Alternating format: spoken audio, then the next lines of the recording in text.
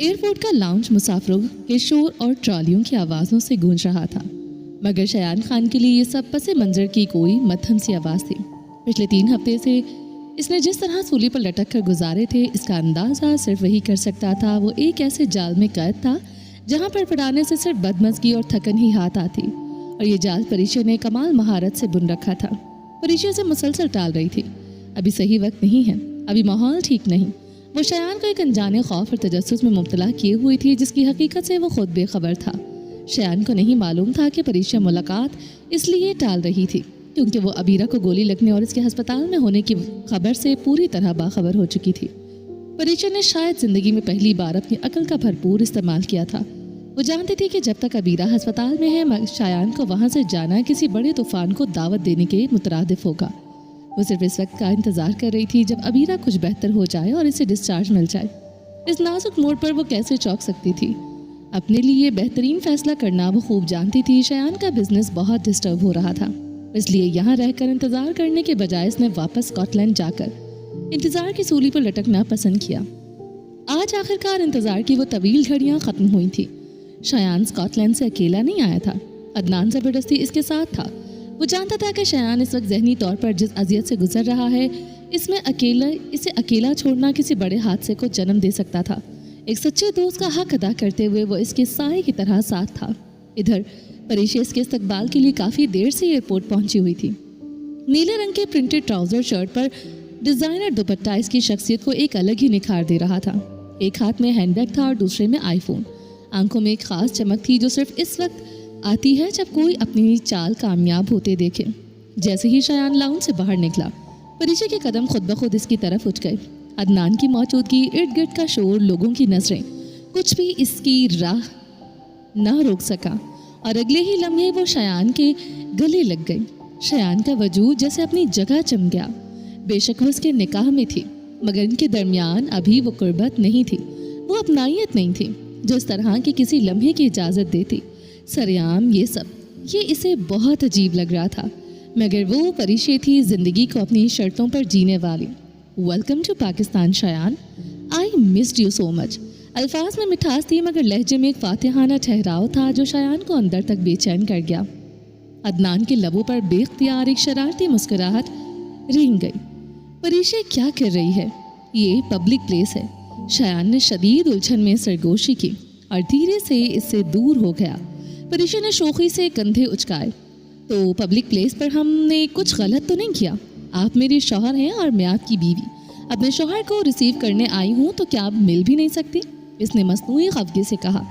आजकल तो लोग पब्लिक प्लेस पर न जाने क्या क्या करते हैं, खुद वीडियो बनवा कर सोशल मीडिया पर अपलोड कर रहे होते हैं, और एक आप हैं कि अभी तक शर्मा रहे हैं।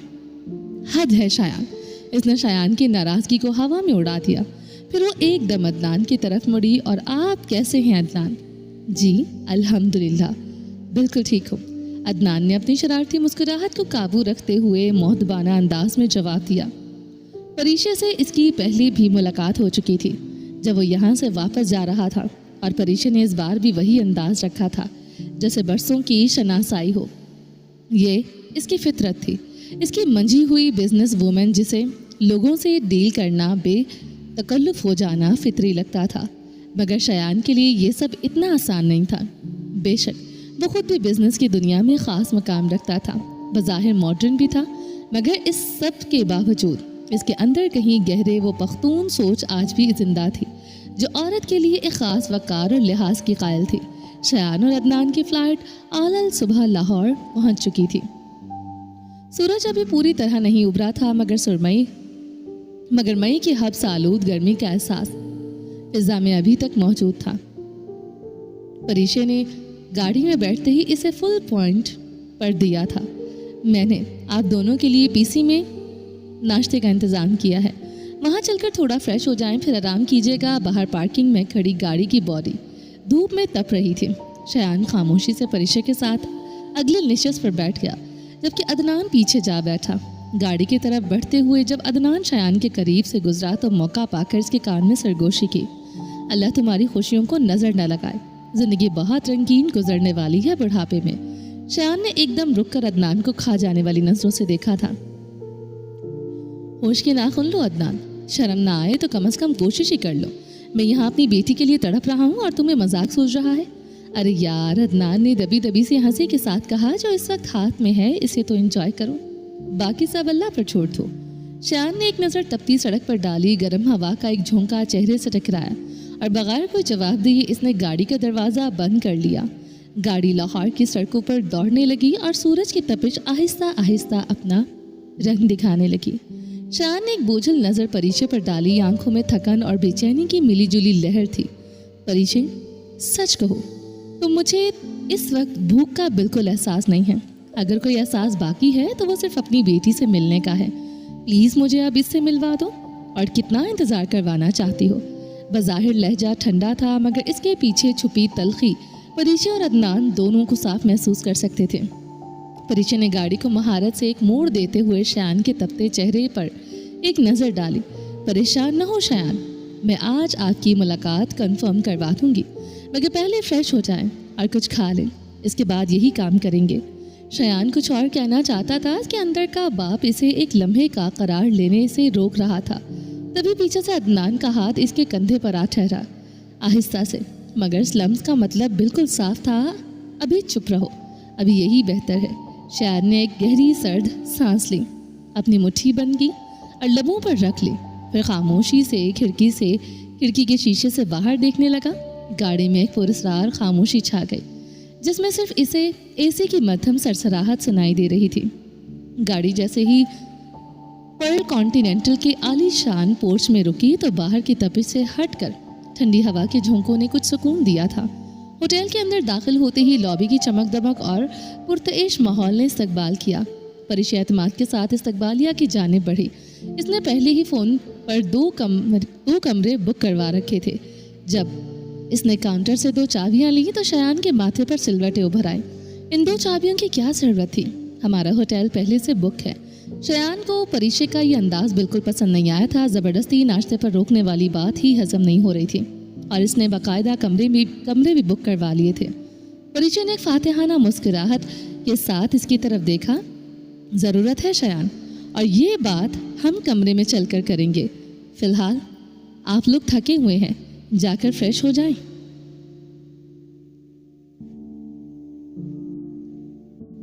बेतकल्लिफी से इसने शायान का हाथ थाम लिया और कमरा नंबर 4 की जानिब कदम उठाने लगे। शायान ने एक पल के लिए अपने हाथ को इसकी गिरफ्त में महसूस किया और इसके वजूद में जैसे एक करंट सा दौड़ गया।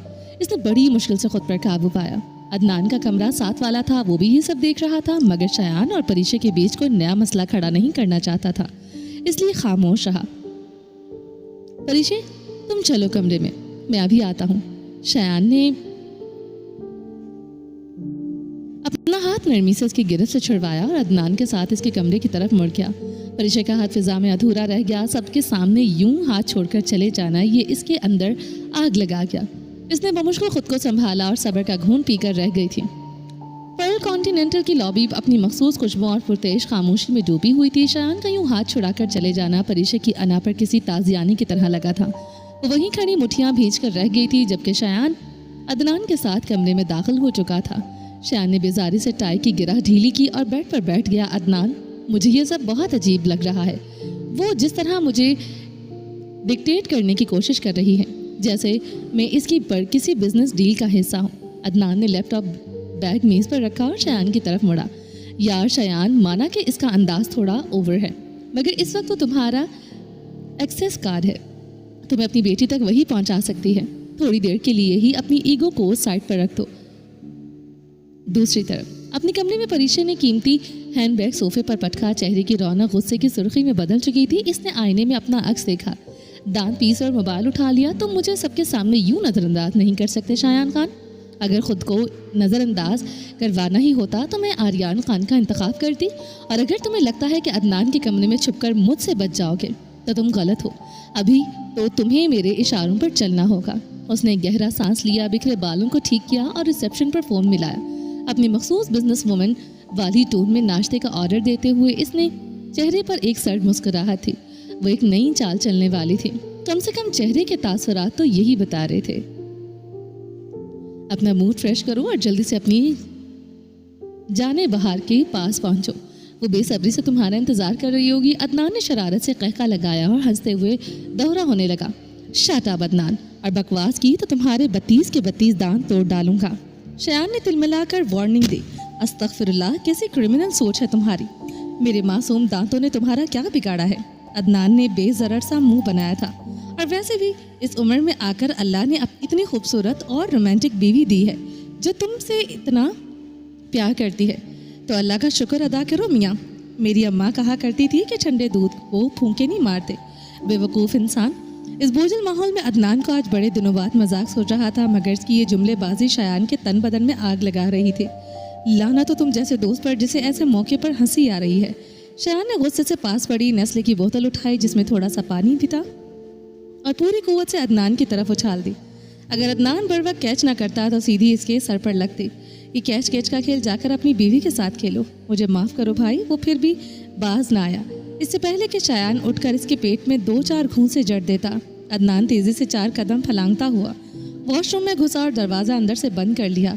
पागल इंसान, जा, तेरी बीवी तेरा इंतज़ार कर रही है।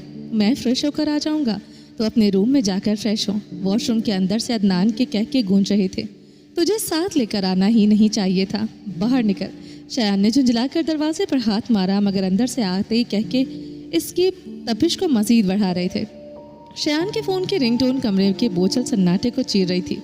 इसने जेब से फ़ोन निकाल कर देखा तो स्क्रीन पर परीक्षा का नाम चमक रहा था।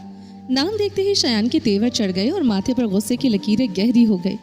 उठा ले बेटा, उठा ले, अब आज़ादी के दिन ख़त्म हुए। वो बुला रही है, चला जा इससे पहले कि तेरी। मेरा दिल तो चाहता है कि बाहर से कुंडी लगाकर चला जाऊं और तू अंदर ही सड़ता रहे। शयान ने वॉशरूम के दरवाजे की तरफ देखते हुए अदनान की बात काट दी थी। वो गुस्से से आग बगोला हो रहा था। इसने फ़ोन उठाया, ना कोई जवाब दिया, बस तैश में भरा हुआ कमरे से बाहर निकल गया। इसे अदनान की मजाक मस्ती इस वक्त जहर लग रही थी।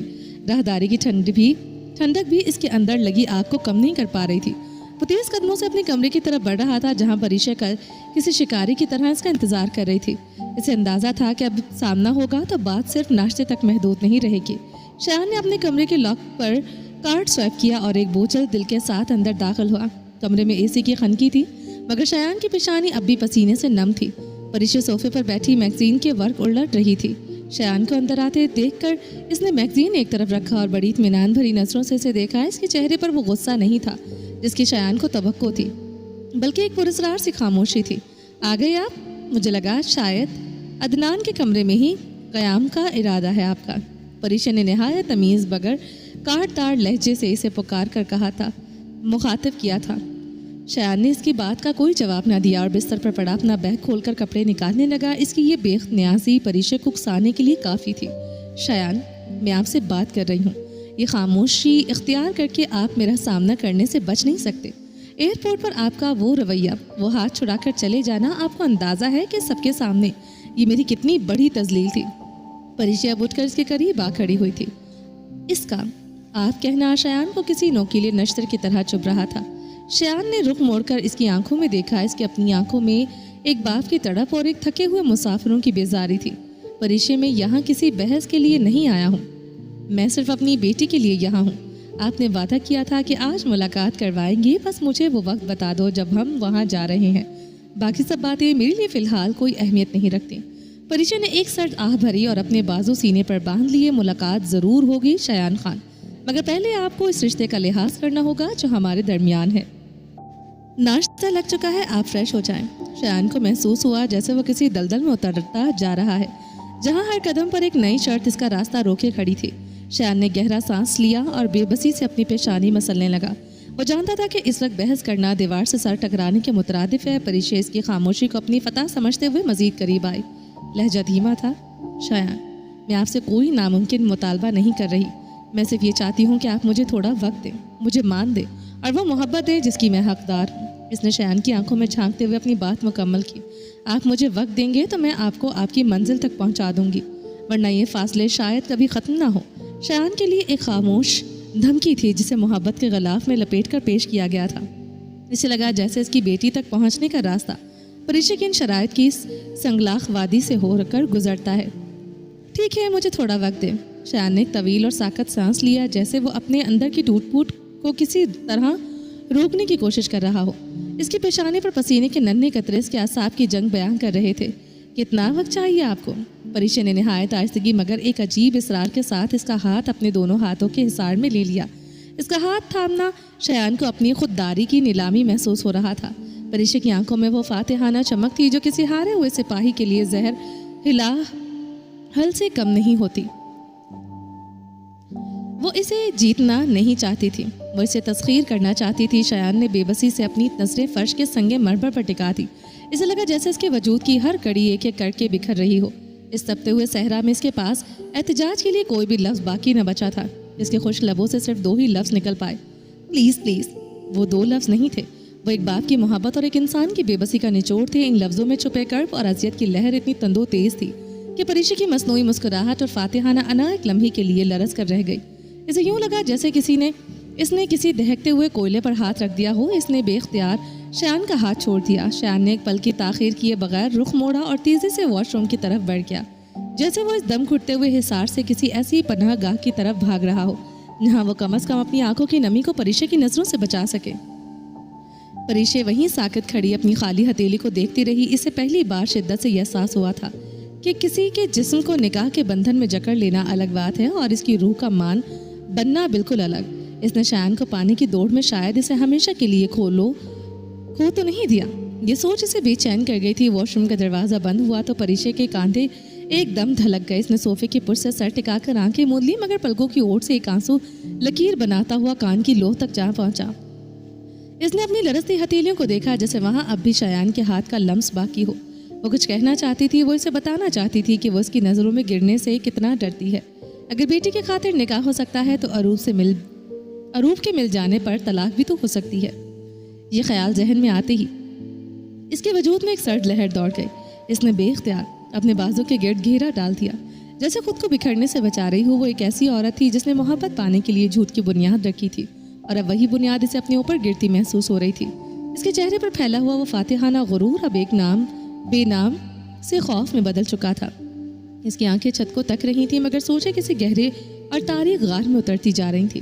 اسے اپنے قدموں کی یہ بے قراری اور شایان کے سامنے اس طرح ٹوٹ کر بکھرنا خود پر شرمندہ کر رہا تھا. وہ ایک ایسی عورت تھی جس نے ہمیشہ اپنی زندگی کے فیصلے خود کیے تھے مگر وہ آج ایک ایسے موڑ پر کھڑی تھی جہاں اس کی خودداری اس کی محبت کے ہاتھوں نیلام ہو رہی تھی.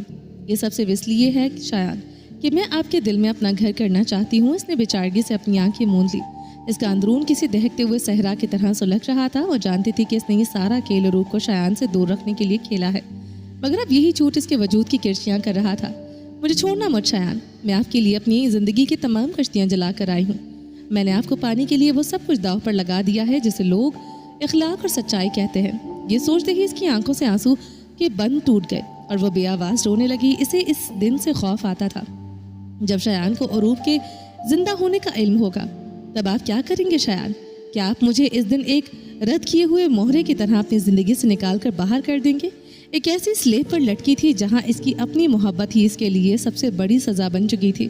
اسے لگ رہا تھا کہ اس نے شایان کو پانے کے لیے جو جھوٹ کا محل تعمیر کیا تھا اب اسے اپنی اسی محل سے گرنے سے ڈر لگ رہا تھا.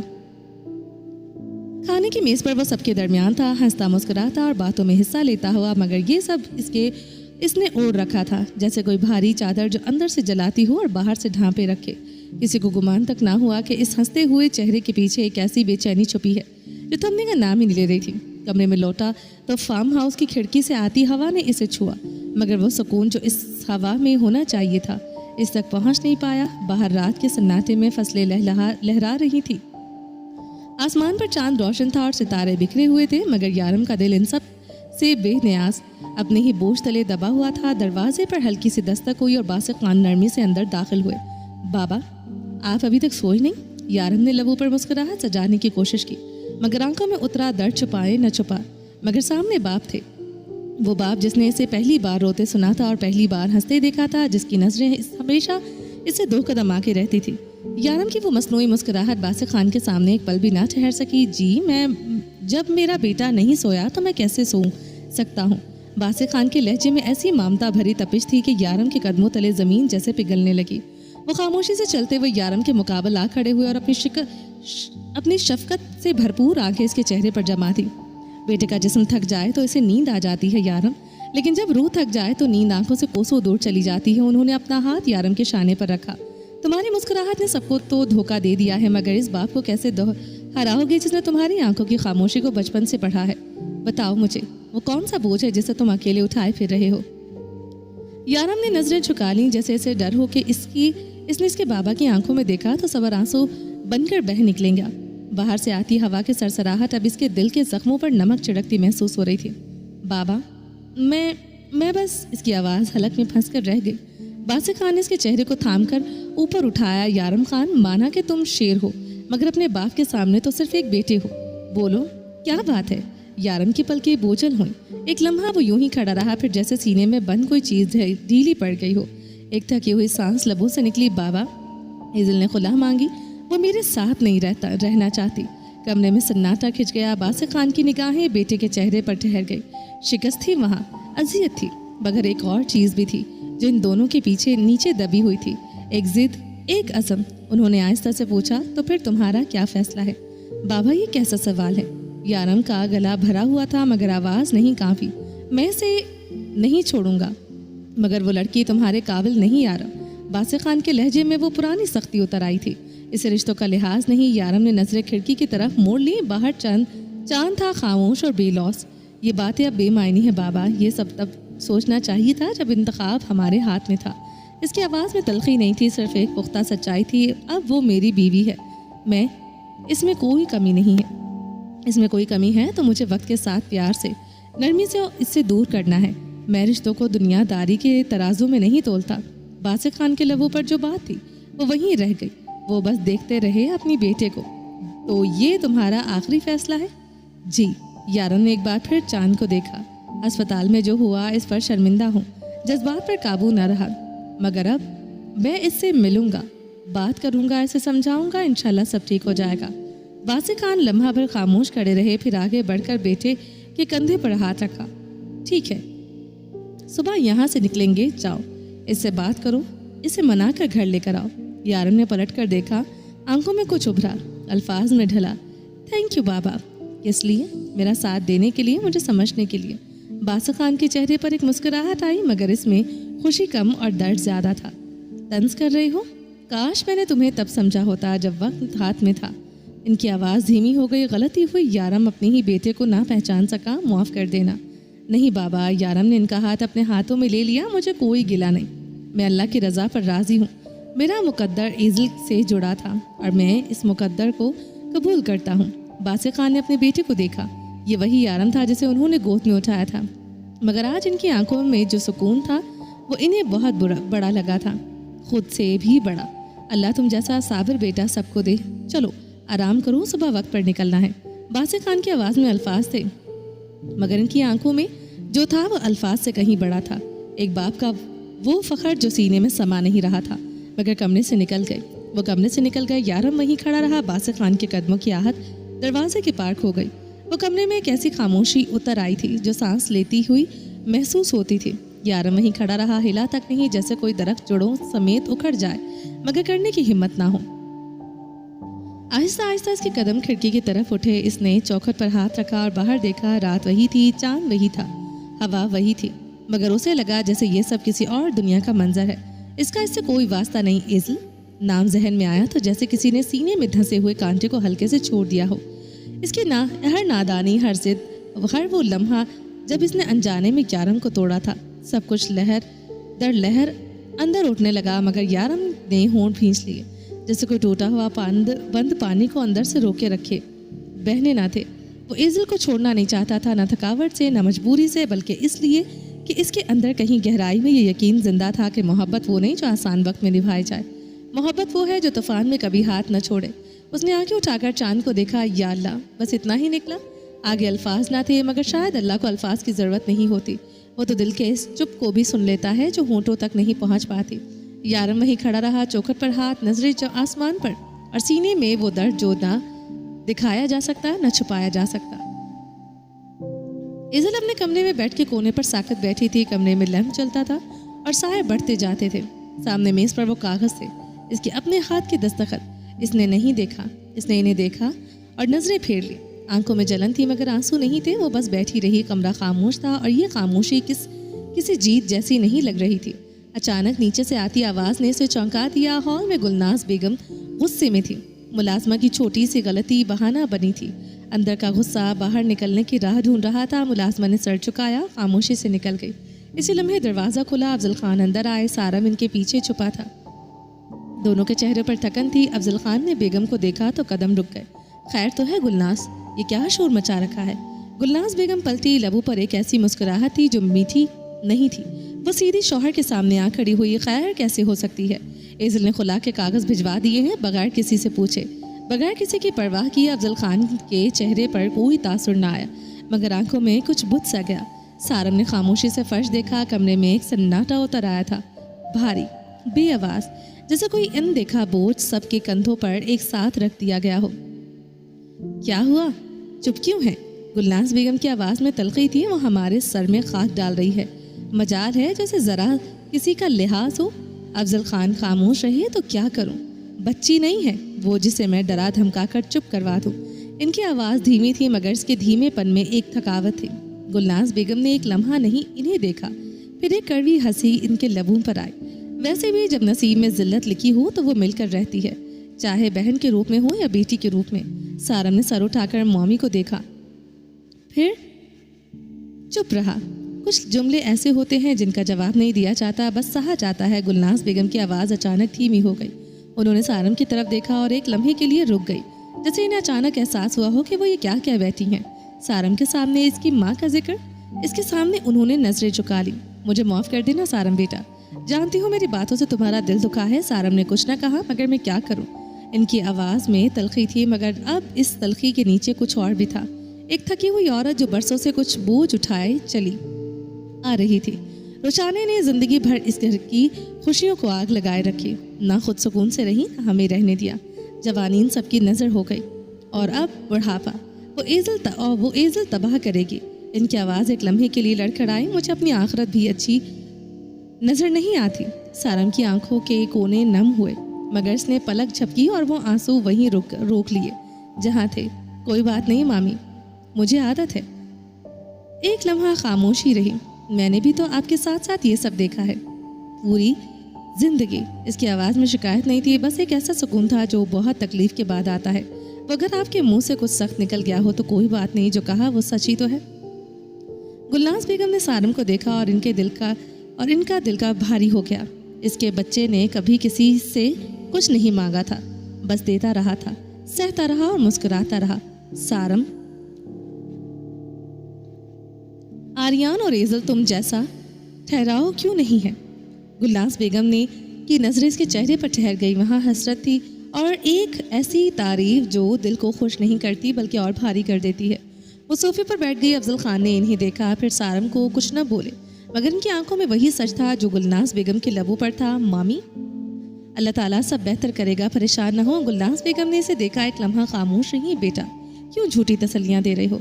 एक वो है जो बिना कुछ बताए चला गया, ना ये रिश्ता रखना है ना कि ये छोड़ना है, बस चला गया। इसकी आवाज़ आहिस्ता थी मगर हर लफ्ज़ भारी था और एज़िल ने खुला जैसा कदम उठा लिया। माँ बाप से मशवरा तक ज़रूरी न समझा। कमरे में कोई ना बोला। कैसे मान लूँ कि सब ठीक हो जाएगा? अफजल खान ने गहरी सांस ली और चंद लम्हे साकत खड़े रहे। इनके चेहरे पर थकन की नई लकीरें उभर आई थी। सब्र रखो गुलनाज, इस तरह तुम्हारे परेशान होने से कुछ बदलने वाला नहीं है। उन्होंने इसे हिम्मत देने की कोशिश की मगर आवाज़ की लर्जिश बता रही थी कि इनकी अपनी हिम्मत की दीवारें भी गिर रही थी। कैसे परेशान ना हो? गुलनाज बेगम के लहजे में ज़ब्त का बंधन टूट गया था।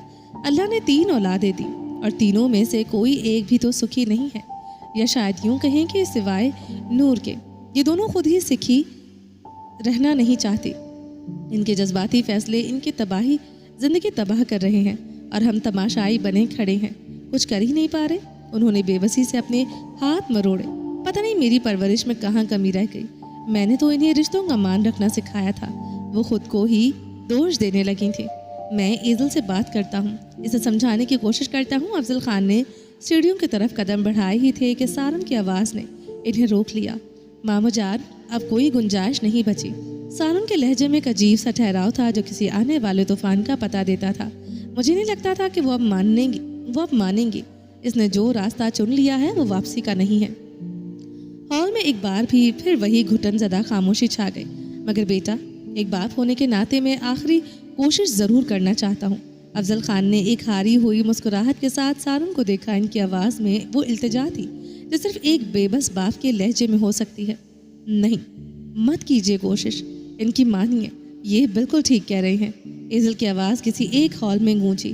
وہ نہ جانے کب سے سیڑھیوں کے اوپری حصے پر آ کھڑی ہوئی تھی۔ سب نے چونک کر اوپر دیکھا۔ وہ وہاں ساکت کھڑی تھی، ہاتھ مٹھیوں کی صورت میں بھیجے ہوئے تھے اور چہرے پر ایک ایسی سختی تھی جسے پتھر پر لکیر۔ بظاہر وہاں کوئی پچھتاوا، کوئی ملال نظر نہیں آ رہا تھا، باقی اس کے دل کے اندر کا حال تو وہ صرف اللہ جانتا تھا۔ افضل خان اور گلناز بیگم نے دکھ سے اپنی بیٹی کو دیکھا اور نفی میں سر ہلا دیا۔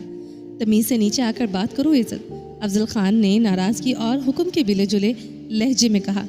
جی ضرور، اس نے مختصر جواب دیا اور اعتماد سے قدم اٹھاتی نیچے آنے لگی۔ اس کی نظروں کا مرکز صرف سارم تھا۔ شاید اسے سارم کی یہ بات بری لگی تھی کہ اسے سمجھانے کا کوئی فائدہ نہیں، یا پھر معاملہ کچھ اور تھا۔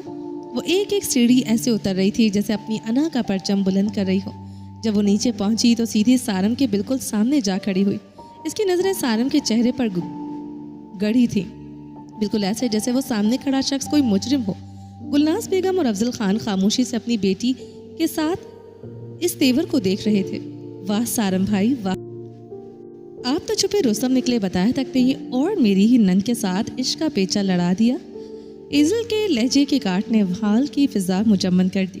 افضل خان اور گلناز بیگم کے چہرے ساکت رہ گئے تھے، جیسے انہیں اپنے کانوں پر یقین نہ آیا ہو۔ سارم نے نظریں اٹھا کر ایزل کو دیکھا۔ اس کی آنکھوں میں کوئی صفائی نہیں تھی، بس ایک گہری خاموشی تھی جو ایزل کے اشتعال کو مزید بڑھا رہی تھی۔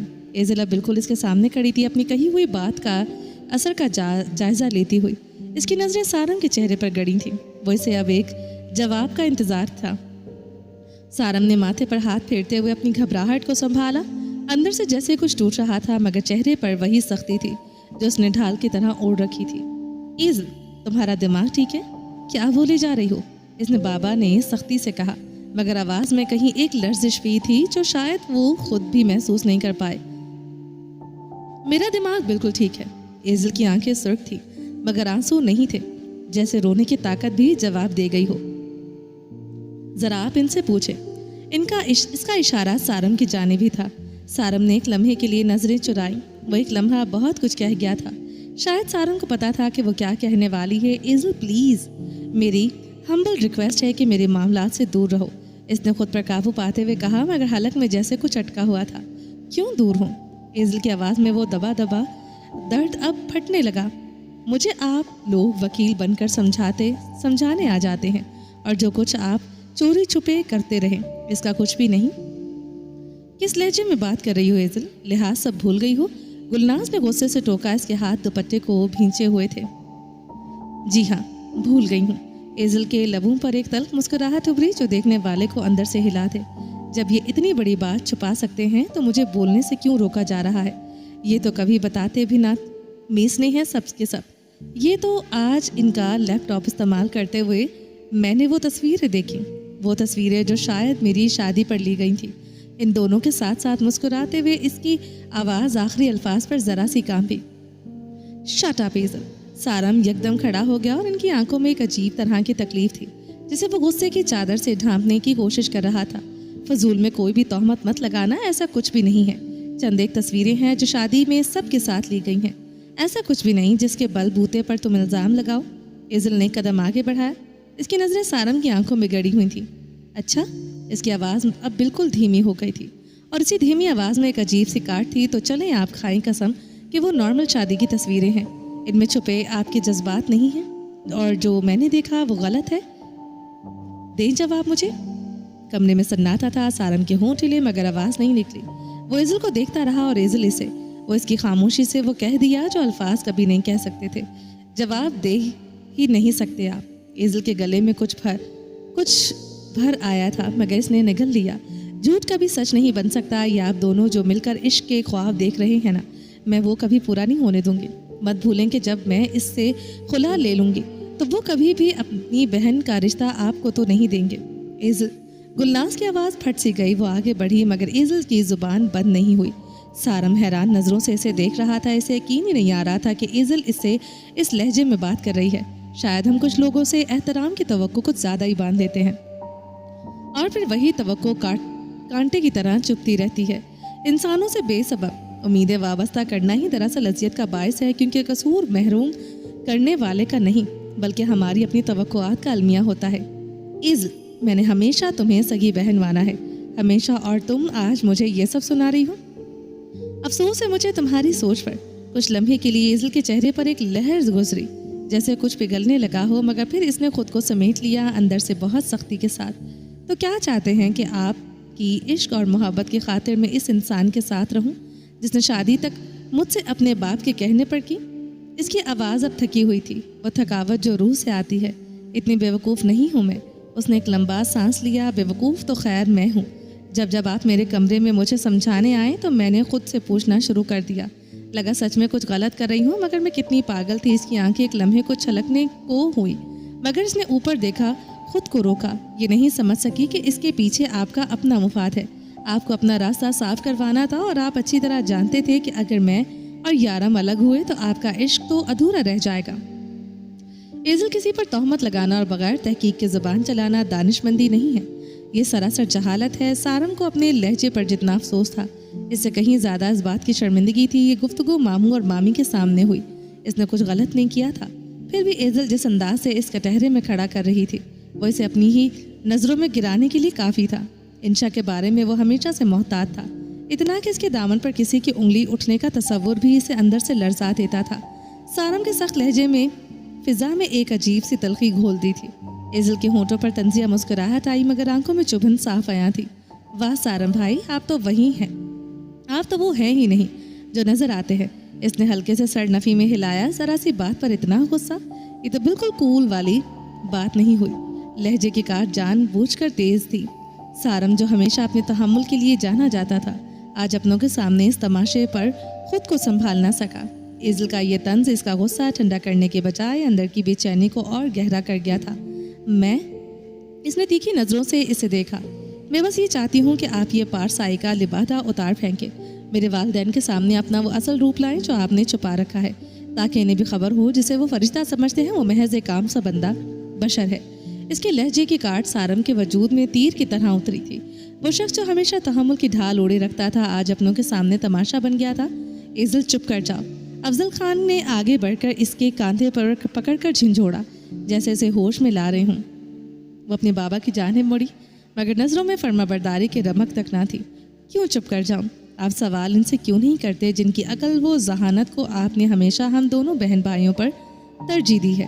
اگر یہ غلط نہیں ہے تو پوچھیں ان سے، کیوں نہیں بتایا انہوں نے یہ چوری چھپے عشق فرما رہے ہیں؟ ایزل کا تیکھا سوال فضا میں کسی دھماکے کی طرح گونجا تھا. افضل خان کا ہاتھ کاندھے پر ساکت رہ گیا، جبکہ سارم کے پیروں تلے سے جیسے زمین نکل گئی تھی. وہ شخص جو ہمیشہ اپنی پارسائی کے پیچھے چھپا رہا تھا آج اپنوں کے بھرے مجموعے میں بے نقاب کھڑا تھا. ارے بدلحاظ لڑکی، اس سے جو پوچھنا ہے وہ ہم پوچھ لیں گے، مگر پہلے تم اپنی یہ کینچی جیسی زبان تو بند کرو. ایزل کی ماں کے صبر کا پیمانہ لبریز ہو گیا تھا. وہ تو پہلے ہی خلا والی بات پر بھری بیٹھی تھی، اور اب ایزل کا یوں ٹر ٹر کر کے بولنا ان کے تن بدن میں آگ لگا گیا تھا.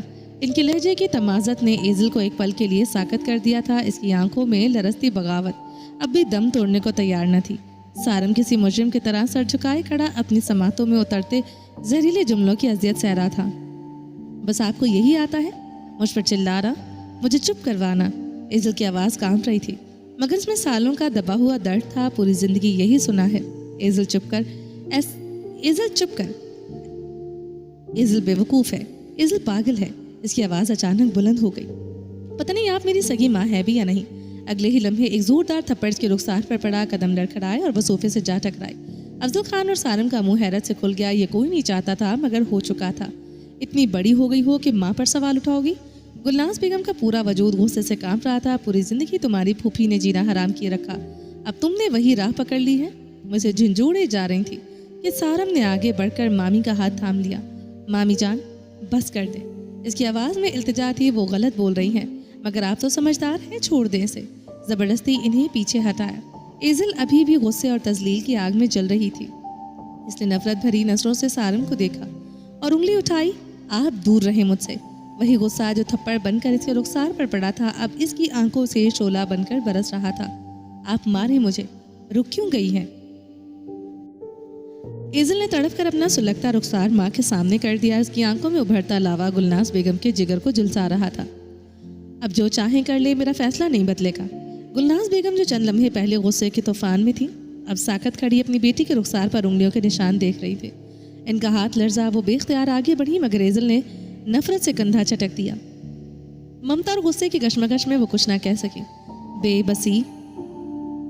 बस बेबसी से होंठ भींच कर रह गई थी। मेरी बात याद रखिएगा, मैं इनकी इश्क की दास्तान कभी पूरी नहीं होने दूंगी। एजल ने सारम की तरफ उंगली उठाई, आवाज़ में हतमियत थी। वो आंसू पोंछती भागते कदमों से कमरे की तरफ बढ़ गई। दरवाज़ा एक धमाके से बंद हुआ। गुलनाज बेगम वहीं सोफे के पास ढेर हो गई। जब्त का बंधन टूट चुका था। वो बेटी की तजलील पर नहीं, इसकी बाखियाना रोश पर रो रही थी। चेहरा हाथों में छुपा लिया और कंधों की खामोश लर्जिश बता रही थी कि अंदर कहीं कुछ टूट गया है। दूसरी जानिब एजल बेड पर पाँव लटकाए घुटनों में सर दिए बैठी थी। वो भी तो रो रही थी। हाथों में चेहरा छुपाए सिसकियों और हिचकियों के दरमियान इसका वजूद लरस रहा था। हॉल की हौलनाक खामोशी अब इसके कमरे के बंद कुआड़ों से टकरा रही थी। तकलीफ का ये कैसा हिसार था जिसमें एक ही छत तले बसने वाले दिलों के दरमियान मीलों की दूरियां हायल हो चुकी थी। फिजा में सिसकता हुआ ये दर्द अब किसी बड़े तूफान का पेश खैमा महसूस हो रहा था। बाहर कड़कती धूप सुबह सवेरे ही अपने तेवर दिखाने लगी थी, जिसे देखकर अंदाज़ा होता था कि आज गर्मी खूब कहर बरसाएगी। पहले तो सर्दी रुखसत होने का नाम नहीं ले रही थी, मगर अब जो धूप निकली तो जैसे पिछले सारे बंधन तोड़ दिए। अभी सुबह के 8 ही बजे थे कि मगर बाहर तपिश का रात शुरू हो चुका था। अलबत्ता हाल के अंदर एसी की हल्की खनकी और पंखे की खामोश गर्दिश ने माहौल में एक पुरसुकून सा भर दिया था। अंदर डाइनिंग टेबल पर उरूब बड़ी नफासत से नाश्ता लगवा रही थी, जहां टोस्टर से निकलती गर्म डबल रोटी की सूंधी खुशबू और मक्खन में तैयार ऑमलेट की महक फैली हुई थी। अबीरा जो कुछ देर पहले ही अपने कमरे से आई थी, खामोशी से अपनी कुर्सी संभाले बैठी थी। दूसरी जानिब माहिर किसी गहरी सोच में गुमसुम था। अबीरा की तेज़ नज़रें मुसलसल इसका जायज़ा ले रही थी। इसे शिद्दत से एहसास हो रहा था माहिर की ये खामोशी अब ज़रूरत से ज़्यादा तवील होती जा रही है। सामने दीवार पर लगी स्क्रीन पर जियो न्यूज़ की सुर्ख पट्टी पर ब्रेकिंग न्यूज़ तेज़ी से गर्दिश कर रही थी और तबरेज़ खान हमेशा की तरह नाश्ते के साथ साथ मुल्की हालात से बाखबर रहने के अपने मामूल पर कायम थे। इसी असना में रुतबा ने नाश्ते की प्लेट और ताज़ा जूस का ग्लास अबीरा के सामने रखते हुए धीमे लहजे में टोका, ये जूस पियो अबीरा, कल भी तुमने ग्लास अधूरा छोड़ दिया था। तुम्हारी सेहत के लिए ये बहुत ज़रूरी है। मुझे अभी भूख नहीं है मम्मी, अबीरा ने सपाट लहजे में जवाब दिया और प्लेट को उंगलियों के पोरों से हल्का सा पीछे सरका दिया। इसकी बेजारी पर तबरेज़ खान ने स्क्रीन से नज़रें हटाकर अपनी बेटी की जानिब देखा। वो इसके दिल के हाल से बखूबी वाकिफ़ थे। रात इन दोनों के दरमियान होने वाली गुफ्तगू का बोझ तबरेज़ खान के अपने दिल पर भी था, मगर वो खुद को नॉर्मल दिखाने की एक लाहासिल कोशिश कर रहे थे। क्यों भूख नहीं है? रात भी तुमने ठीक से कुछ नहीं खाया। अब चलो जल्दी से ये जूस पियो और नाश्ता करो। अरूब ने एक ममता भरी डांट के साथ कहा और साथ ही अपने हाथों से निवाला बनाकर अबीरा के सामने किया। प्लीज़ मामा, मेरा इस वक्त दिल नहीं चाह रहा, मैं बाद में कर लूँगी। अबीरा ने बेजारी से इनकार किया। अबीरा बेटा, जिद नहीं करते, तुम्हारी माँ बिल्कुल ठीक कह रही है। वक्त पर नाश्ता किया करो ताकि तुम्हारी सेहत बरकरार रहे। तबरेज़ खान ने नहायत तहम्मुल से बेटी के दिल के कर्ब को महसूस करते हुए इसे समझाया। वो जानते थे कि अबीरा जिस दुख से गुजर रही है वो किसी आजमाइश से कम नहीं, मगर जो कुछ वो चाहती थी तबरेज़ खान सब कुछ समझने के बावजूद इसे नहीं दे सकते थे। एक बाप की मोहब्बत और इसकी मजबूर सोच के दरमियान इस वक्त एक गहरी खलीज हायल थी। खान, मैंने आपसे इसकी शिकायत करनी थी। ये बिल्कुल ठीक से कुछ नहीं खाती। मैं जब भी कुछ लेकर इसके पास चली जाऊं, आगे से ये एक ही रट्टा रटाया जवाब होता है कि अभी भूख नहीं है, बाद में खा लूँगी। मगर वो बात तो जैसे कभी आता ही नहीं है। अरूब ने बेटी की मुसलसल लापरवाही से तंग आकर तबरेज़ खान से शिकायत लगाई। मैं ये क्या सुन रहा हूँ अबीरा? क्या मेरी बेटी अब मेरी बात भी नहीं मानेगी? तबरेज़ खान ने इसे मोहब्बत भरे हुक्म के अंदाज में टोका। आइंदा मुझे तुम्हारी माँ से कोई शिकायत नहीं मिलनी चाहिए। अबीरा ने एक नज़र उठाकर बाप की जानिब देखा और फिर खामोशी से नजरें झुका ली। इसने लरसते हाथों से जूस का गिलास उठाया और लबों से लगा लिया, मगर जब्त के तमाम बंधन टूट चुके थे। इसकी आंखों से आंसू कतरा कतरा गिरकर जूस में शामिल हो रहे थे। वो ज़बरदस्ती इसे हलक से उतारने लगी। आप रो रही हैं? माहिर के लहजे में गहरी हैरानी थी। नहीं, मैं नहीं रो रही, अबीरा ने फ़ौरन हाथ की पुश से आंसू साफ किए, मगर लरसती आवाज़ इसके झूठ की चुगली खा रही थी। क्या हो गया है बेटा, क्यों रो रही हो? इतनी तो कोई बड़ी बात नहीं हुई। अरूप तड़प कर अपनी जगह से उठ खड़ी हुई और इसे गले लगा लिया। अच्छा ठीक है, जब तुम्हारा दिल चाहे तब खा लेना, अब रो मत। तबरेज़ खान ने नज़रें अपनी बेटी पर जमी थी। वो बखूबी जानते थे कि ये आंसू महज एक नाश्ते की तकरार या माँ की शिकायत पर नहीं बह रहे, इसके पीछे कोई और ही दुख था जिसे वो चाह कर भी बांट नहीं पा रहे थे। तबरेज़ खान ने एक गहरी और बोझल सांस ली और रिमोट से स्क्रीन बंद कर दी। कमरे में न्यूज़ की आवाज़ बंद होते ही एक अजीब सी खामोशी छा गई। बेटा, ये सब करके आप सिर्फ खुद को नहीं, मुझे भी तकलीफ दे रही हैं। इनकी आवाज़ में बला की संजीदगी और बाप का दुख नुमाया था। अरूप ने तजब बजब के आलम में अपने शौहर की जानिब देखा। खान, क्या कुछ हुआ है? इनके लहजे में अब वाज़े परेशानी थी। माहिद भी खामोश नज़रों से कभी बाप को देखता और कभी बहन को। इसे भी अब शिद्दत से महसूस हो रहा था कि बाप बेटी के दरमियान कोई ऐसी बात हुई है जो घर की फ़िज़ा को बोझल कर रही है। मगर तबरेज़ खान ने अरूप के सवाल का कोई जवाब नहीं दिया। शायद वो इस वक्त अपनी बेटी की खामोश तड़प के सामने बेबस थे। जवाब दो बेटा। ये चुप कैसी?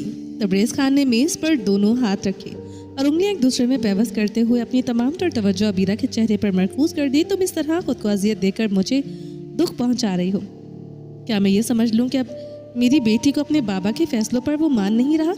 तुम तो हमेशा मेरी कही बात को हर्फ़े आखिर समझकर कबूल कर लेती थी, फिर आज इस यकीन में कैसे लर्जिश आ गई?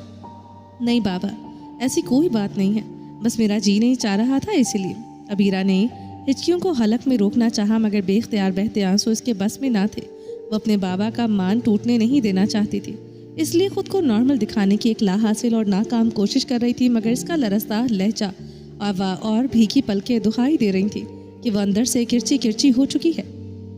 बेटा, क्या मैंने कभी तुम पर बेजा पाबंदी लगाई? तबरेज़ खान का लहजा अब कुछ और धीमा और दर्दमंद हो गया था। मैंने तो तुम दोनों बहन भाइयों को हमेशा वो खुली फ़िज़ा और आज़ादी दी जिसकी ख्वाहिश हर बच्चा करता है। मैंने कभी अपनी सोच या अपने नज़रियात तुम पर मुसल्लत नहीं किए, मगर आज तुम्हारे ये आंसू मुझे सोच में मुब्तला कर रहे हैं कि शायद वो आज़ादी देने में मुझसे कहीं कोई चूक हो गई है जो तुम आज अपने बाप के तजुर्बे पर भरोसा नहीं कर पा रहे। मैंने हमेशा तुम्हें जीने का हक दिया, और अगर आज मैं तुम्हारा हाथ रोक रहा हूँ तो तुम्हें इस बात का कामिल यकीन होना चाहिए कि वो शख्स तुम्हारे लिए सरासर नुकसानदेह है। अब माहिद और अरूप को भी बखूबी समझ आ गई थी कि यहाँ किस मौजू पर बात हो रही है। वो दोनों जानते थे कि अबीरा को आर्यान से लगाव है और वो अपनी ज़िंदगी इसके साथ गुजारना चाहती है, मगर वो इस हकीकत से भी वाकिफ़ थे कि तबरेज़ खान किसी सूरत इसे आर्यान के साथ रहने की इजाज़त नहीं देंगे। फ़िलहाल वो इस नाजुक मामले में अपनी कोई राय देना नहीं चाहते, क्योंकि ये बाप और बेटी का निजी मामला था, एक ऐसा फ़ैसला जो सिर्फ इन दोनों के दरमियान होना था। बाबा, मैंने कब आपके फ़ैसले से इनकार किया है? मैं आज भी आपकी वही बेटी हूँ जो आंखें बंद करके अपने बाबा की हर बात पर सर झुका देती है। अबीरा ने एक लम्हे के लिए हाथ जोड़कर इल्तिजा की, मगर बाबा, मैं आपसे गुजारिश करती हूँ कि एक बार ज़रूर सोचें। वो बुरा नहीं है, वो बदल गया है और वो मेरे लिए ख़ुद को मज़ीद बदल लेगा। आर्यान की वकालत करते हुए अबीरा की नज़रें एक लम्हे के लिए भी अपने बाबा की जानिब नहीं उठी। ये इसके शर्मो हया थी जो उसे नज़रें मिलाने से रोक रही थी। बेटा, फितरत कभी नहीं बदलती। तबरेज़ खान ने इसे टोका। मेरी जगह अगर मेरी नज़र से देखो, इस लड़के की तबीयत बहुत ज़्यादा जज्बाती है। वो फैसले होश से नहीं बल्कि हमेशा जोश से लेने का आदी है, और ऐसे लोग ज़िंदगी के अहम मोड़ पर अक्सर गलती कर जाते हैं। और रिश्तों का लिहाज भी वक्त और अपनी मर्ज़ी के हिसाब से करता है। इसके लिए अपनी सोच, अपनी अना और अपनी ज़ात सबसे अहम है। वो अपनी तस्कीन के लिए किसी दूसरे का सुकून छीनने में एक सेकंड नहीं लगाता। तबरेज़ खान का लहजा अब काफ़ी सख्त हो चुका था। जिस इंसान में इतनी खामियां हो, तुम्हें क्यों लगता है कि वो बदल जाएगा? मेरी बेटी तुम्हारी सोच को किस कदर आलूदा कर दिया है। तुम अपने लिए सही फैसला ही नहीं कर पा रही। मेज़ पर मौजूद माहिद और अरूप अब भी इस तरह चुप बैठे थे जैसे इन्हें सांप सूंघ गया हो। हॉल में एसी चल रहा था और पंखा भी अपनी मकसूर रफ्तार से ठंडी हवा दे रहा था, मगर इसके बावजूद वहाँ का माहौल इतना बोझल था कि ऐसे लगता था जैसे दर्जा हरारत 50 से भी तजावज़ कर गया हो। वो मसनूई ठंडक किसी तपिश का मुकाबला करने में नाकाम थी जो इस वक्त तबरेज़ खान के सख्त लहजे और अबीरा की खामोश सिसकियों से पैदा हो रही थी। अबीरा बेटा, ये आंसू पोंछो और मेरे सवाल का 2 टूक जवाब दो। क्या मैं गलत बयानी कर रहा हूँ? इसकी मुसलसल सिसकियों ने अब तबरेज़ खान के ज़ब्त का पैमाना लबरेज़ कर दिया। इनके लहजे में वाज़ेह खफगी थी। नहीं बाबा, आप कुछ गलत नहीं कह रहे। अबीरा ने टूटे हुए लहजे में एतराफ़ किया। मैं जानता हूँ कि मेरी तल्ख बातें तुम्हारे दिल को मुतमईन नहीं कर पा रही। ठीक है, तुम्हारी जिद और इन आंसुओं ने मेरे हाथ बांध दिए थे, इसीलिए मैंने इसे सज़ा देने का इरादा तर्क कर दिया, वरना वो अब तक सलाखों के पीछे अपनी करतूतों की सज़ा भुगत रहा होता। मगर तुम्हारी इस खामोश एहतजाज ने उन्होंने बात अधूरी छोड़ दी और कर्ब से माथे पर हाथ रख लिया, जैसे कोई बोझल याद दबा रहे हूँ। मैं तुम्हें इसके साथ रुखसत तो कर दूंगा, मगर याद रखना अबीरा, इस जोकर से रुखसत होते ही तुम्हारा मुझसे रिश्ता हमेशा के लिए टूट जाएगा। ये फैसला तुम्हारे हाथ में है। तुम जिस इंतखाब पर कदम रखोगी, मैं ऐसी महर तस्दीक सब्त कर दूंगा। वहाँ मौजूद हर शख्स का दिल जैसे किसी ने मुट्ठी में दबोच लिया हो। फिजा में का जब सा हब्स फैल गया था। तबरेज़ खान ने मेज़ से अपना मोबाइल उठाया और किसी जवाब का इंतज़ार किए बगैर पाटदार कदम भरते हुए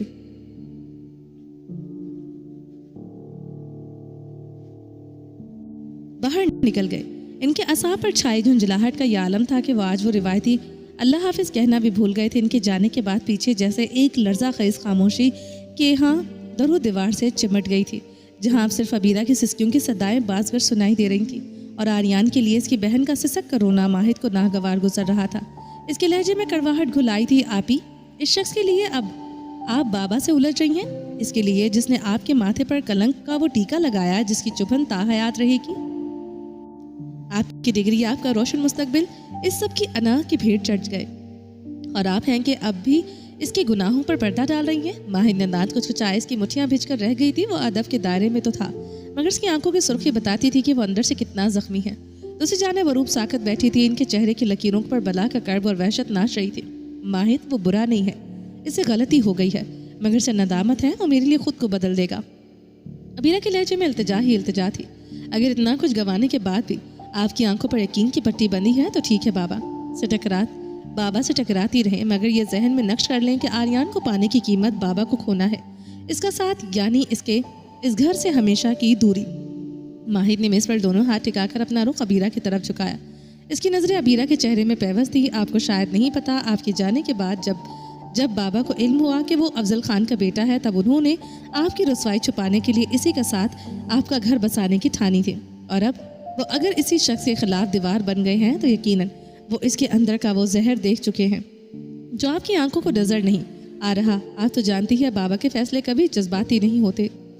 माहिद के सीने में गुस्से और तड़प का तूफान था। वो महीनों की अजियत नहीं भूला था जब आर्यान से लेकर रूपोश हुआ था और ये लोग लम्हा लम्हा मरते रहे थे। अबीरा का इसका दिफा करना माहिद के जख्मों पर नमक पाशी कर रहा था। इसने झटके से अपनी कुर्सी पीछे हटाई और बगैर नाश्ते किए दरवाजे की सिमत बढ़ गया। माहिद, मेरी बात तो सुनो। अबीरा ने कपकपाती आवाज़ में से पुकारा। भाई का यूं रूठ जाना इसके लिए ताज़ियाना था, मगर माहिद ने पलट कर देखा भी गवारा ना किया। वो दहाड़ से दरवाज़ा बंद करके बाहर निकल गया। सब नाराज़ हैं, मेरे अल्लाह, ये आजमाइश ख़त्म कर दे। अबीरा ने हिचकियाँ लेते हुए अपना माथा मेज़ पर टके बाजुओं में छुपा लिया। अरूब ने लरसते हाथों से दुपट्टे का पल्लू दुरुस्त किया और लब पीछे करीब हुआ। इसके सर पर ममता का वो हाथ रखा जो इस वक्त दुआ के लिए बेबस था। अबीरा, तुम जिस रास्ते को अपनी मंजिल समझ रही हो वो सिर्फ एक भटकाव है और पछतावे की तपिश। मोहब्बत हर बार इंसान को मुकम्मल नहीं करती, कभी कभी ये सिर्फ अधूरा छोड़ने के लिए आती है। माँ के इस सपाट लहजे ने अबीरा को तड़पा दिया था। इसने नम आंखों से माँ को देखा। आप ये कैसे कह सकती हैं अम्मा? क्या आप और बाबा की ये ज़िंदगी, ये रिश्ता सब एक फरेब था? क्या आपने कभी इनसे मोहब्बत नहीं की? आवाज़ धीमी मगर लहजा सवालिया था। अरूब के हाथ अबीरा के बालों को सहलाते हुए एक लम्हे को रुके। फिर इसने एक लंबी और बोझल सांस भरी, जैसे बरसों का बोझ सीने से उतार रही हूँ। तुम्हारे बाबा मेरा इंतखाब नहीं थे अबीरा, वो मेरी पनाह गाह थे। वो अल्लाह का वो एहसान थे जो तब मिला जब मैं अपनी ज़िंदगी खुद अपने हाथों से बर्बाद कर चुकी थी। मैंने जिसे अपनी मर्ज़ी से चाहा था, इसने तो मंझधार में मेरा हाथ छोड़ दिया था। इसकी मौत की खबर आई तो मुझे लगा मेरा सब कुछ ख़त्म हो गया है, और इस जुनून में मैंने वो कदम उठाया जिसने मेरा मान, मेरा गुरूर सब कुछ राख कर दिया। अरूब की आवाज़ अब हिचकियों में गुम होने लगी थी। इसने इस एक गलत फैसले की खातिर मैंने अपना भाई खो दिया, हद से ज़्यादा प्यार करने वाला अपना मून खो दिया, अपनी मूरी और बाबा को खो दिया। मैंने अपना कल अपने हाथों से उजाड़ा था अबीरा। माजी का वो जख्म जिसे बरसों की खामोशी ने ढांप रखा था आज फिर से रसने लगा। अबीरा के जहन में आर्यान के वो जहरीले अल्फाज किसी नाक की तरह लहराने लगे थे कि वो तबरेज़ खान की बेटी नहीं है। मतलब वो सच कह रहा था, सिर्फ सोचा था, लब साथ नहीं दे रहे थे। अरूब ने बेटी की आंखों में झांका जहां अब सिर्फ बेयकीनी का जहर फैला हुआ था। मैं आज तुम्हें वो सब बता दूंगी जो मैंने आज तक छुपाए रखा। इसने अपनी बिखरी हुई दास्तान समेटी और बात को इस काली रात पर ले आई जब वो अपने बच्चे की जिंदगी बचाने के लिए घर की दहलीज पार कर गई थी। बच्चा, इस एक लफ्ज ने अबीरा के कदमों तले से जमीन निकाल दी थी। आर्यान का एक एक लफ्ज सच था। वो इस शख्स का खून नहीं थी जिसे वो आज तक बाबा कहती आई थी। दिल जैसे बंद होने लगा था। हाल में एक अब सिर्फ और दो औरतें थीं जिनके दरमियान से बरसों का पर्दा हट चुका था। एक अपना माजी सुनाते हुए लम्हा लम्हा मर रही थी और दूसरी अपनी शनाख्त मिटते देखकर जीती जागती लाश बन रही थी। अम्मा, मुझे आपके दर्द का एहसास है, मगर खुदा के लिए बस इतना बता दें। अबीरा की बात अभी अधूरी थी कि फिजा में मोहल्लक वो अनकही सच्चाई अचानक एक तीखी तीस बनकर अरूब के सीने में उतरी।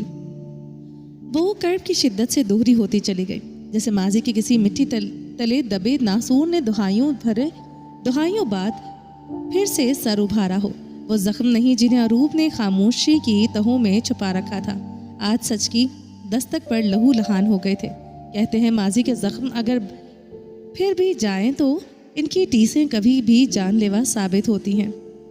अम्मा, क्या हो रहा है आपको? अम्मा, अम्मा। अबीरा की आवाज़ में छुपी दहशत हॉल के दरो दीवार से टकराई। इसका अपना वजूद भी अपनी शनाख्त मिटने के सदमे से कांप रहा था, मगर इस वक्त माँ की डूबती सांसें इस कायनात का महवर थी। इसने तड़प कर अरूब को सहारा दिया जो कुर्सी से किसी सूखे पत्ते की तरह लड़खड़ा रही थी। गिरती संभलती वो मुलाजमा की मदद से अरूब को बेडरूम तक ले आई। कमरे की नीम तारीखी में बेड पर लेटी अरूब की रंगत ऐसी जर्द पड़ रही थी जैसे बदन से सहारा लहू निचोड़ लिया गया हो। अबीरा के हाथ पांव बर्फ हो रहे थे, मगर इसे हवास बरकरार रखने थे। मैं अभी बाबा को फ़ोन करती हूँ। इसने लरसते हाथों से अरूब का फ़ोन उठाया, जिसकी स्क्रीन की ठंडी रोशनी इसके आंसू से भीगे चेहरे को मजीद नुमाया कर रही थी। नहीं, रहने दो अबीरा, वो परेशान होंगे। अरूब ने नकाहत से हाथ उठाना चाहा, मगर वो बेदम होकर दोबारा बेड पर जा गिरा। इनके माथे पर पसीने की बारीक बूंदें और बंद आंखों के पपूते के पीछे छुपा कर इनके ज़ाहिरी हाल की नफ़ी कर रहा था। नहीं अम्मा, कोई ख़तरा नहीं लिया जा सकता। अबीरा ने ढकती सांसों के साथ नंबर डायल किया और फ़ोन कान से लगाकर दूसरे हाथ से पानी का गिलास थामे माँ को सहारा दिया। बाबा, आप जल्दी घर आएँ, अम्मा की तबीयत बहुत ख़राब है बाबा, प्लीज़ जल्दी।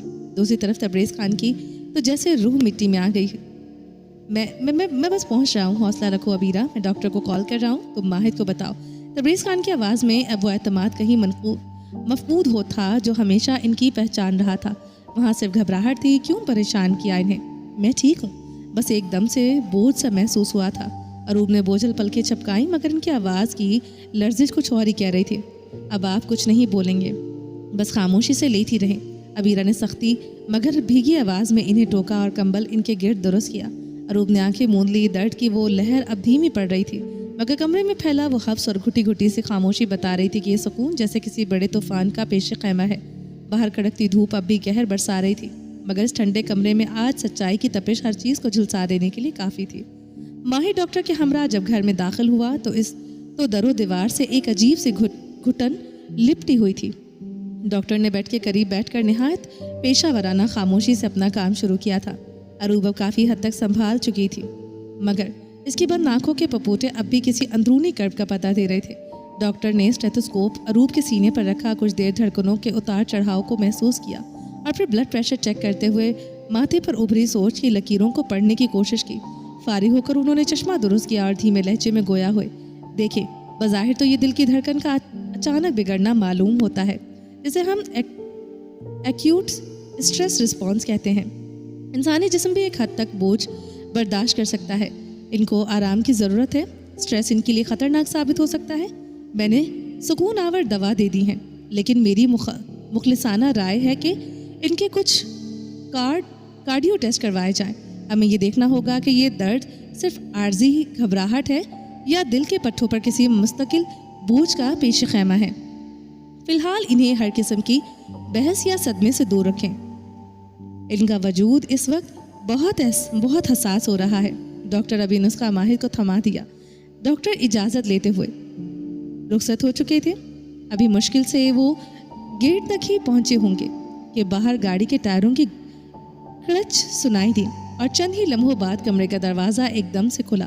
तबरेज़ खान अंदर दाखिल हुए سیاہ سوٹ پر اسی رنگ کا اوور کوٹ، وہی مخصوص پختون وجاہت اور گوری رنگت جس پر سیاہ واڈی کی اندر سے کہیں کہیں سے جھلک دکھلاتی سفیدی ایک وقار بخش رہی تھی۔ عمر نے اس کے چہرے پر تجربوں کی لکیریں تو کھینچی تھی، مگر جہاں وہ جلال آج بھی ویسا ہی تھا۔ ان کی آمد کے ساتھ ہی کمرے میں جیسے ایک تحفظ کی لہر دوڑ گئی، مگر ان کی اپنی حالت غیر تھی۔ وہ شخص جو پہاڑوں جیسی استقامت رکھتا تھا اس وقت اپنی بیوی کے مرجھائے ہوئے چہرے کو دیکھ کر اندر سے لرز رہا تھا۔ وہ تیزی سے آگے بڑھے اور بیڈ کے کنارے بیٹھ کر اروب کا ٹھنڈا ہاتھ اپنے تپتے ہوئے ہاتھوں میں تھام لیا۔ ماہر جو اب تک ماں کے سرہانے بیٹھا دبی زبان میں تسلیاں دے رہا تھا کہ اماں، آپ کے بغیر ہمارا کوئی وجود نہیں، خود کو یوں ہلکا نہ کیا کریں۔ باپ کے آتے ہی خاموشی سے پیچھے ہٹ گیا۔ ابیرہ جو ایک کونے میں ساکت کھڑی تھی، اس کے دل پر جیسے آڑے چل رہے تھے۔ وہ دیکھ رہی تھی کہ کیسے اس کے بابا اپنی شریک حیات کے ہاتھ کو چوم کر اپنے ماتھے سے لگا رہے تھے۔ یہ وہ محبت تھی جو وقت کی دھول میں دھندلائی نہیں تھی بلکہ اور نکھر گئی تھی۔ خانم میری جان، یہ کیا حال کر لیا ہے اپنا؟ تبریز کی آواز میں وہ مان اور گرو تھا جو برسوں کی رفاقت کا نچوڑ ہوتا ہے۔ ماہد اور ابیرہ نے ایک دوسرے کی طرف دیکھا اور بنا کچھ کہے دبے پاؤں کمرے سے باہر نکل آئے۔ وہ جانتے تھے کہ اس وقت ان کے بابا کی بے چینی کو صرف ان کی ماں کا ساتھ ہی کم کر سکتا ہے۔ یہ ان کی سمجھداری تو تھی، لیکن جیسے ہی کمرے کا دروازہ بند ہوا، ابیرہ کے اندر کا شور پھر سے جی اٹھا تھا۔ وہ کوریڈور میں کھڑی اس بند دروازے کو تک رہی تھی اور ذہن میں آریان کا وہ زہریلا جملہ پھر سے گونجا، تم تبریز خان کی بیٹی نہیں ہو۔ اسے لگا وہ اس پروقار محل میں ایک بن بلائی مہمان ہے جس کا اس محبت اور اس خون سے کوئی واسطہ نہیں ہے۔ وہ درد جو اروب کو جسمانی طور پر نڈھال کر گیا اب ابیرہ کو روحانی طور پر کرچی کر رہا تھا۔ کیوں پریشان ہو رہی ہیں آپ؟ اماں ٹھیک ہو جائیں گی، وہ دیکھنا۔ ماہد نے جب ابیرہ کو دور ساکت کھڑے خالی نظروں سے دیوار کو تکتے پایا تو اس کے قریب آ کر بہت دھیرے سے اسے دلاسا دیا۔ ابیرہ نے رخ موڑا۔ اس کی آنکھوں میں خفگی کے ساتھ ساتھ ایک گہری دوری تھی۔ تمہیں میری پریشانی سے فرق پڑتا ہے ماہد؟ اس کے لہجے میں چھپی تکن ماہد کے دل پر لگی۔ ماہر کا لہجہ لمحوں میں روکھا ہو گیا۔ وہ اسے آریان کے ساتھ کھڑا دیکھنے کی اذیت اب بھی نہیں بھلا پایا تھا۔ سب کو اپنے جیسا مت سمجھیں آپ ہی۔ اگر آپ کو ہماری تکلیف سے فرق نہیں پڑتا تو اس کا یہ مطلب ہرگز نہیں کہ ہمیں بھی کوئی فرق نہیں پڑتا۔ اس کی آواز میں طنز کا زہر نمایاں تھا۔ ابیرہ کا بند ٹوٹ گیا۔ اس کی آنکھوں سے ضبط کے سارے بندھن توڑتے ہوئے آنسو بہنے لگے۔ ایسا سوچتے ہو تم میرے بارے میں؟ اور اگر کل کو تمہیں یہ پتا چلے کہ میں تو تمہاری اپنی ہوں ہی نہیں تو پھر تم مجھے 2 سیکنڈ میں خود سے دور کرو گے نا؟ کبھی پلٹ کر دیکھو گے بھی نہیں؟ وہ پھٹ پڑی تھی۔ الفاظ کے ساتھ ساتھ اس کا لہجہ بھی لرز رہا تھا۔ ماہد کا منہ حیرت سے کھلا کا کھلا رہ گیا تھا۔ ماتھے کی رگیں تن گئی اور آئیبرو کے درمیان ایک گہری لکیر ابھری۔ کیا بول رہی ہیں آپ؟ یہ کس قسم کی بہکی باتیں کر رہی ہیں آپ؟ اس کی آواز میں بے یقینی اور تھوڑی سی گھبراہٹ تھی۔ ابیرہ کو اچانک احساس ہوا کہ جذبات کی رو میں وہ بہت آگے نکل گئی ہے۔ اس نے فوراً اپنے بکھرتے حواس کو سمیٹنے کی کوشش کی۔ کیا ہوا ہے؟ کچھ نہیں ہوا، بس اللہ کرے کچھ نہ ہی ہو۔ ماہد نے اس کی غیر معمولی حالت دیکھ کر اپنا سخت لہجہ فوراً نرم کر لیا۔ اچھا ریلیکس ہو جائیں، کچھ نہیں ہوگا۔ اس نے بڑی شفقت سے آگے بڑھ کر ابیرہ کے لرزتے کندھے پر ہاتھ رکھا اور اسے خود سے لگا لیا۔ ابیرہ نے تھوڑا سا کسمسا کر اس کے حصار سے نکلنا چاہا۔ چھوڑو مجھے، تم تو مجھ سے ناراض ہو کر گئے تھے نا؟ اس نے بمشکل اپنے لہجے کو سنبھالا۔ ہاں تو بہن سے آخر کب تک ناراض رہ سکتا ہوں؟ ماہد ایک پھیکی سی مسکراہٹ کے ساتھ اسے چھیڑا۔ اس کی آواز میں اب وہ پہلی والی تلخی نہیں بلکہ ایک عجیب سا سکون تھا۔ کوئی بہن نہیں، اگر اتنا ہی بہن کا خیال ہوتا تو تب جب میں تمہیں آوازیں دے رہی تھی تب رک جاتے۔ اس نے مصنوعی خفگی سے چہرے دوسری طرف موڑ لیا۔ ماہد نے ایک طویل اور ٹھنڈی سانس بھری اور ناراض تھا تو غصہ آ گیا، اور غصے میں انسان ہمیشہ غلطی ہی کرتا ہے۔ بابا ٹھیک کہتے ہیں کہ غصہ حرام ہے، یہ انسان سے صرف بے وقوفی والے فیصلے کرواتا ہے۔ جی ہاں پتہ ہے، اسی لیے بابا کو آریان پسند نہیں ہے، ورنہ وہ سچ میں اچھا ہے۔ ابیرہ نے انجانے میں پھر وہی راگ چھیڑ دیا جو ماہد کے لیے ناقابل برداشت تھا۔ ماہد کا چہرہ لمحوں میں سپاٹ ہو گیا۔ پھر سے آریان، آپ ہی اس شخص کا نام میرے سامنے مت لیا کرو، زہر لگتا ہے وہ مجھے۔ اگر تمہاری پرواہ نہ ہوتی تو قسم سے میں اس کا… وہ کہتے رکا، مگر اس کی بھیجی ہوئی مٹھیاں اس کے اندرونی طوفان کا پتہ دے رہی تھی۔ ماہد پلیز کچھ مت بولو، چھوڑ دو اسے۔ کیوں تم لوگ اس بات پر یقین نہیں کر لیتے کہ میرے نصیب اسی سے جڑے ہیں؟ ایک غلطی تو خدا بھی معاف کر دیتا ہے یار، तुम लोग भी कर दो, बाबा से मेरी सिफारिश कर दो ना। अबीरा की आवाज़ में अब इल्तिजा थी और आंखों में टूटती हुई उम्मीद का अक्स। मैं तो नहीं कर सकता सिफारिश, और ना ही मुझसे ऐसी कोई उम्मीद रखना। वैसे भी क्या आपने सुबह बाबा का दो टोक फैसला नहीं सुना? माहिद ने रुख फेर कर इसे तल्ख हकीकत दिखाई। आखिर बाबा ने आर्यान में कुछ तो ऐसा देखा है जिसकी बिना पर वो इसके साथ नहीं भेजना चाहते। खुद को रोक लें, ज़्यादा बेहतर होगा। बाबा का फैसला ही हुर्फ़े आखिर होगा, और अगर बाबा मान गए तो फिर क्या तुम्हें कोई एतराज़ तो नहीं होगा? अबीरा ने पूछा। बाबा मानेंगे ही नहीं। माहिद ने गोया हतमी मोहर लगा दी। अबीरा ने तड़प कर इसे घूरा। कम से कम शक्ल अच्छी ना हो तो बात तो अच्छी कर लिया करो। अबीरा का चेहरा एकदम उतर गया। किसी भी सूरत आर्यान के साथ वो अपनी बहन को नहीं देखना चाहता था। मगर इसका उतरा हुआ चेहरा देखकर बात बदलना ज़रूरी था इसके लिए। अच्छा, अब मैं आपके साथ झगड़ा करने के मूड में नहीं हूँ। चले मिलकर काफ़ी बनाते हैं, अपने लिए भी और बाबा और अम्मा के लिए भी। माहिद ने ज़बरदस्ती इसका हाथ थामा और इसे किचन की तरफ खींचता हुआ ले गया। अबीरा के कदम तो माहिद के साथ उठ रहे थे, मगर इसकी सोच अभी भी किसी गहरी खाई में अटकी हुई थी। वो दिल ही दिल में बस एक ही दुआ मांग रही थी कि इसका वो डर गलत साबित हो जाए। इसे इस घर की मानूस खुशबू, यहाँ की मोहब्बतें और ये मान भरे रिश्ते अपनी जान से ज़्यादा अजीज़ थे। वो सबसे बढ़कर इसके बाबा जान, वो बाबा जान जिनका एक इनकार इसकी पूरी दुनिया उजाड़ सकता था। आप परेशान ना हो, मैं बिल्कुल ठीक हूँ। अरूप ने ज़बरदस्ती अपने लबों पर एक मुस्कुराहट सजाई, मगर इसके लहजे की थकन और आवाज़ में छुपी नकाहत इसका साथ नहीं दे पा रही थी। मैं परेशान ना हूँ? आप अगर वाकई ठीक होती खानम तो यूं बेड पर ना पड़ी होती। तबरेज़ खान ने इसे फ़ौरन टोका। वो बेड के किनारे बैठे निहायत नरमी से अरूप के परेशान बालों को सुलझा रहे थे। मैंने तो अपनी बेटी को समझाने के लिए ज़रा सा लहजा सख्त किया था, तुमने तो बात दिल पर ले ली। मुझे आपसे ये उम्मीद हरगिज़ ना थी। अरूप ने नज़रें उठाकर अपने सामने मौजूद इस शख्स के चेहरे पर फैली फिक्र को देखा। आपकी बेटी अब जो मर्जी कहे, मैं परेशान नहीं थी, और आपकी वजह से तो बिल्कुल भी नहीं। आप अपनी बेटी के हक़ में जो भी फैसला कर लेंगे वो बेहतर ही होगा। फिर तो असल बात क्या है? डॉक्टर ने वाज़े कहा कि आप किसी सदमे या जहनी बोझ तले दब रही हों। तबरेज़ खान ने इसका नखीफ सा हाथ थाम कर अपने दोनों हाथों के बीच रख लिया। इनकी गहरी नज़रें अरूप के चेहरे पर गड़ी थीं। अरूप की आंखों में नमी तैरने लगी। बस अपनी बेटी को माजी के कुछ बोसीदा पन्ने पलट कर दिखा रही थी। इसे इसकी माँ की नादानियों और बेवकूफ़ियों की दास्तान सुना रही थी। इसकी आवाज़ भरा गई। तबरेज़ खान के माथे पर फ़ौरन शिकन उभरी। और ऐसी क्या ज़रूरत पड़ गई थी तुम्हें कि ये सब दोहराना पड़ा? वो सब बताते हुए आप खुद कितनी अजियत से गुजरी हो, क्या आपको इसका अंदाज़ा है? इनके लहजे में फ़िक्र के साथ थोड़ी सी नाराज़गी भी थी। ज़रूरत थी खान, ज़िंदगी में एक ऐसा वक्त आता है जब औलाद को सच के आईने के सामने खड़ा करना पड़ता है, और मेरे ख्याल में यही सबसे सही वक्त था। अरूप ने कर्ब भरे लहजे में जवाब दिया। चलो खैर, अब जब सब कुछ कह दिया है तो अपने दिल को बोझल मत करो। वो हमारी औलाद है, हमारी तकलीफ़ को समझेगी। तबरेज़ खान ने इसकी ठारस बंधाई। और अगर दुनिया में कोई और ना भी समझे तो मैं हूँ ना, हमेशा आपको समझने के लिए। खुद को यूँ अजियत में ना डाला करो, तुम्हारी तकलीफ़ मुझसे देखी नहीं जाती। अरूप की रश्क भरी नज़रें तबरेज़ खान के चेहरे पर जम गई। बरसों का साथ था, मगर इस शख्स का मान आज भी वैसा ही था। क्या देख रही हो? उन्होंने ज़रा शौक अंदाज में पूछा। क्या मैं बहुत प्यारा लग रहा हूँ? प्यारे तो आप हमेशा से ही है। अरूप ने हया से नज़रें चुरा लीं, मगर इनके लहजे में इनके लिए बेपनाह एहतराम और अकीदत साफ झलक रही थी। अच्छा जी, तो ये बात हमारी तरफ देखकर भी कही जा सकती है। कसम से सुनकर बहुत अच्छा लगेगा। इनके लबों पर एक पुरकशिश मुस्कुराहट रेंग गई थी। कमरे की बोझल फिजा में पाकीज़ा मोहब्बत की चाशनी से महकने लगी, जो वक्त के तवील सफ़र के बावजूद आज भी तरोताज़ा थी। कारीन के नाम एक ज़रूरी बात, आप सबकी बेपनाह मोहब्बत मेरे लिए बहुत मायने रखती है, और मैं इस पज़ीराई पर आपकी बेहद शुक्रगुजार हूँ। मैं आपसे अक्सर का रिस्पॉन्स बहुत अच्छा होता है, मगर कुछ कारीन कहानी तो पसंद करते हैं लेकिन लाइक और कमेंट्स करने में पीछे रह जाते हैं। मैं इन राइटर्स में से नहीं जो अपनी हर किस्त के लिए आपको कोई टारगेट दे कि इतने लाइक्स होंगे तो अगली किस्त आएगी। मेरे लिए ये सब एक मजाक की तरह है, और मैं अपनी कहानी को किसी टारगेट की वजह से नहीं रोकती। मैंने ये नावल हर सूरत मुकम्मल करना है, चाहे आप लाइक करें या ना करें। लेकिन ये भी एक सच है कि जब कारी का भरपूर रिस्पॉन्स नज़र नहीं आता तो राइटर कहीं ना कहीं मायूस हो जाती है और लिखने की रफ्तार खुद ब खुद सुस्त पड़ जाती है।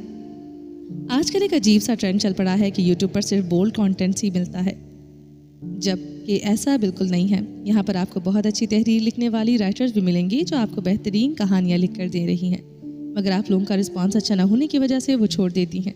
ऐसे में अगर आपको फ्री में ऐसी मयारी कहानी पढ़ने को मिल रही हैं जिन्हें आप अपनी फैमिली के साथ रीड कर सकते हैं, तो मेरा ख्याल है کہ آپ کو لائک اور کمنٹس کرنے کے لیے اپنی پسندیدگی کا اظہار ضرور کرنا چاہیے۔ کچھ قارئین کہانی کے اختتام کے بارے میں پوچھ رہے ہیں کہ ایک رائٹر کے طور پر میں جانتی ہوں کہ کہانی رائٹر کی مرضی سے نہیں بلکہ اپنے کرداروں کی مرضی سے ختم ہوتی ہے۔ میں اسے 50 ایک ساتھ میں مکمل کرنا چاہتی تھی، مگر کہانی کی روح اور اس کی کردار ابھی مزید وقت مانگ رہے ہیں۔ میں نہیں چاہتی کہ کسی کردار کو ادھورا چھوڑ جو بعد میں مجھے خود اذیت دے۔ 1 سال کا یہ اہم سفر ہم سب کے لیے یادوں کے کسی خوبصورت پنے جیسا ہے۔